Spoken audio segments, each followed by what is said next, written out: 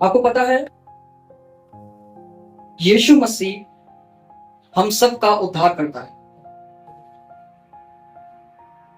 हम उसको अपना उद्धार करता मानते हैं और वचन कहता है कि हमने नहीं, उसने हमें चुना है और हमें उसने ठहराया भी है कि हम फल लेके आए और फल बना रहे।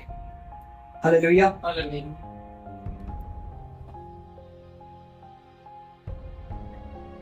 पर यीशु मसीह में चलते हुए कई बार हम इन चीजों को भूल जाते हैं कि हम यीशु मसीह के द्वारा चुने गए। हम ये सोचते हैं कि यीशु मसीह ने हमें नहीं, हमने यीशु मसीह को चुन रखा है, इसलिए हम धीरे धीरे धीरे उन चीजों को करना शुरू करते हैं जो प्रभु यीशु मसीह के खिलाफ होती या उसके वचन के खिलाफ होती। इस समय में जब बहुत सारे लोग ये प्रचार कर रहे हैं कि यीशु मसीह का आगमन निकट है और यीशु मसीह बहुत जल्दी जो है वो आने वाला है, वह अपने लोगों को अपने साथ ले जाएगा। बहुत सारे लोग प्रभु में आगे बढ़ रहे हैं, अपनी तैयारी में लगे हुए हैं, पर बहुत सारे लोग जो है इस समय के जो चर्च है वो अपनी रिस्पॉन्सिबिलिटीज को नहीं समझते। हालेलुया। अपनी जिम्मेवारी को नहीं समझते। आपको पता है बहुत सारी बातें बाइबल में इसीलिए दर्ज की गई ताकि हम उनको समझ पाए और उनके अनुसार चल पाए, उनके अनुसार हम अपने जीवन को जी सके। बहुत सारे ऐसे दृष्टांत हैं जिसमें बताया गया है कि आपको क्या करना है, क्या नहीं करना है। जैसे एक दृष्टांत है 10 कुंवारियों का। 5 जो अपनी रिस्पॉन्सिबिलिटी नहीं समझी थी और 5 ऐसी जो समझती थी और उन्होंने अपने जीवन में वो चीजें रखी जिनकी जरूरत थी। एक दृष्टांत तोड़ों का। मालिक ने लोगों को तोड़े दिए, जिनको तोड़े दिए गए, अगर किसी को 2 तोड़े मिले तो उसने उस 2 तोड़े का इस्तेमाल करके उस तोड़े को 4 बनाया। जिसको 4 दिए उसने 8 बनाया, जिसको 8 मिले उसको 16 बनाया। हालेलुया।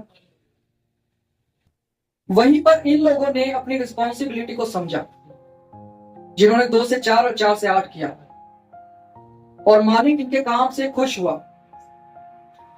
पर एक वहां पर ऐसा था जिसने अपनी रिस्पॉन्सिबिलिटी को ना समझते हुए उस तोड़े को दबा दिया और जो वो मालिक था उसके इस चाल चलन से दुखी हुआ। हालेलुया। तो आज के समय में ये जो लास्ट डेज चल रहे हैं, इसमें चर्च जो है वह अपनी रिस्पॉन्सिबिलिटी नहीं समझता है। चर्च अपनी जिम्मेदारी को नहीं समझता है। इसलिए आप देखेंगे बहुत सारे जो चर्च है आज के समय में वो खाली है। हालेलुया। बहुत सारे चर्च क्या है? खाली है। चर्च को भरने की जिम्मेदारी किसी पास्टर की, किसी अपोस्टल की या किसी और व्यक्ति की नहीं है। हालेलुया।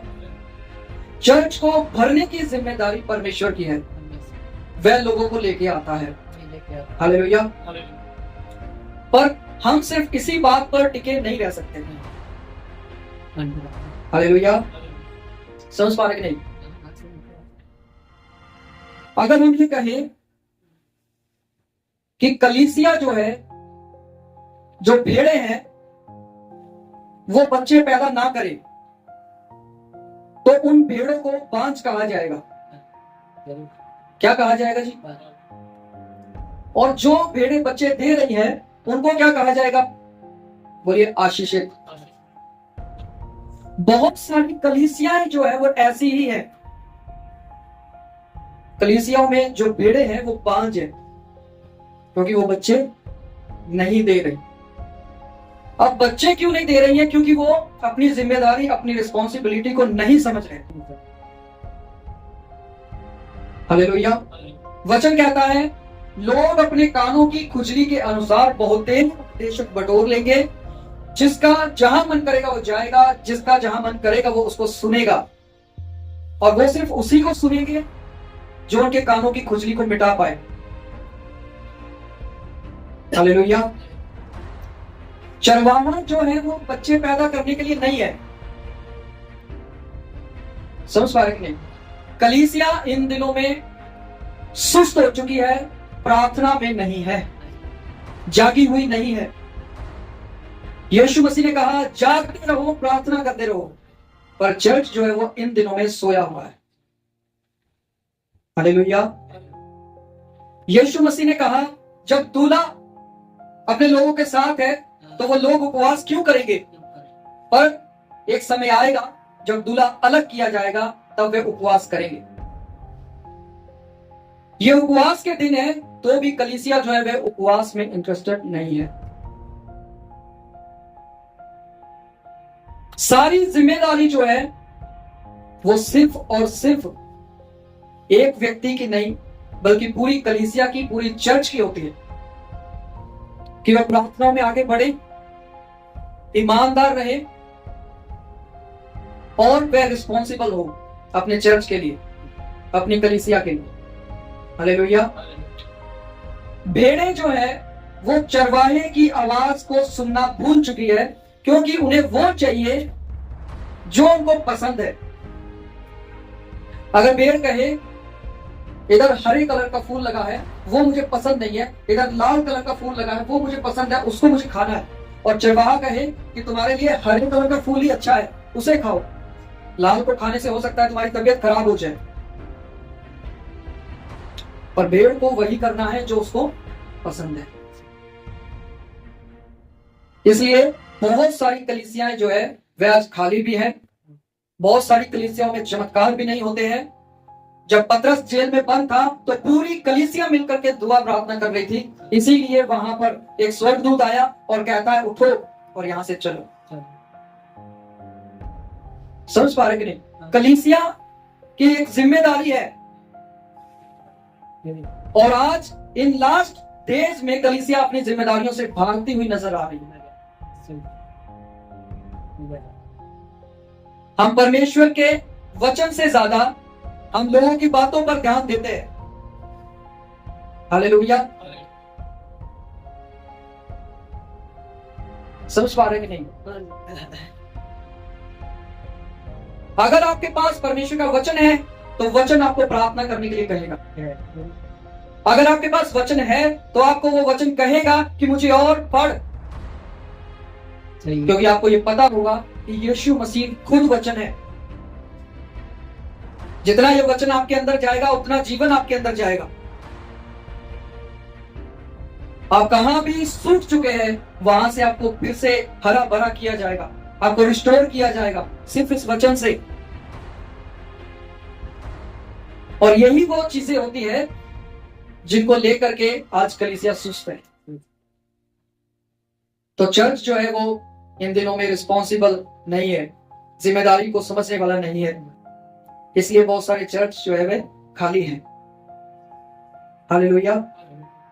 ईमानदार कलीसियाएं जो है वे खत्म होती चली जा रही।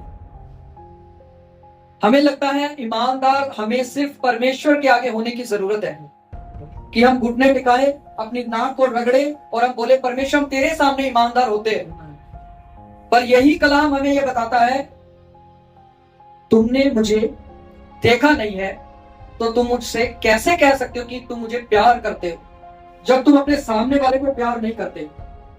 कहने का अर्थ क्या है कि अगर आपको ईमानदार होना है तो पहले हमें ग्राउंड पे, इस धरती पे, अपने परिवार में, अपने ऑफिस में, अपने कहां भी आप हैं वहां पे आपको ईमानदार होना जरूरी है।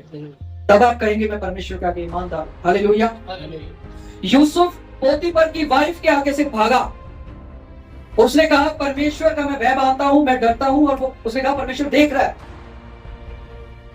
और अगर उसको ईमानदार रहना ही नहीं था तो वहां पर हो सकता है वो बुराई करता और फिर परमेश्वर के आगे कहता कि प्रभु मैं तो तेरे सामने ईमानदार हूं, मुझे लोगों के सामने होने का जरूरत नहीं है। पर उसने दोनों चीजें किया। हालेलुया।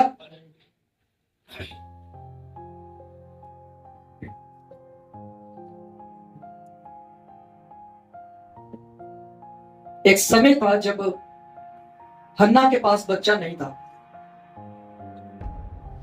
तो उसके घर में एक और उसके उसके पति की एक और वाइफ थी। हो सकता है वो उसको ताने मारती कि उसके पास बच्चे हैं। हन्ना के पास बच्चे नहीं थे। हन्ना के बारे में हम ये चीज पढ़ते हैं, वो मंदिर में गई, वहां पर बैठी थी, रो रही थी, अपने टूटे हृदय से वो प्रार्थना कर रही थी। हालेलुया। हन्ना उस समय बांझ थी और उसने रोते हुए प्रार्थना किया और वैसा ही उसको फल मिला। कलीसिया और जो कलीसिया की भेड़े हैं आज बांझ है, पर उनकी जो प्रार्थनाएं हैं आज वैसी नहीं है जैसी हन्ना ने प्रार्थना की कि उसको एक बेटा चाहिए, प्रभु मैं उसको तेरे लिए ही समर्पित कर दूं। आज हमारे पास प्रार्थना करने के लिए समय नहीं है। मरियम यीशु मसीह की गुफा के बाहर बैठी रही, वेट करती रही। कोई भी नहीं था, चेले भी नहीं थे, खाली एक ही औरत। उसी को यीशु मसीह ने दर्शन दिया सबसे पहले, और उसी ने जाकर के फिर आगे प्रचार किया कि वो जिंदा हो गया है। हालेलुया। आप जब जब अपने जीवन से परमेश्वर को दिखाएंगे कि प्रभु मैं आपके लिए वेट कर रहा हूं और मैं ईमानदारी में होकर जैसा आप चाहते हैं मैं वैसा वेट कर रहा हूं, तो मैं आपको बताना चाहता हूं आपके कामों के अनुसार परमेश्वर के हाथों में प्रतिफल है। बाइबल नहीं कहती कि आप सिर्फ विश्वास करें और आपको सब कुछ अच्छा प्रतिफल मिलेगा। कहती है आपके कामों के अनुसार परमेश्वर के हाथों में प्रतिफल है। तो हमें विश्वास में रहते हुए हमें ऐसा बनना है कि खुदा की ओर से जब हमें प्रतिफल मिले तो वो अच्छा हो। हालेलुया। आइए हम अपने वचन की ओर चलते हैं।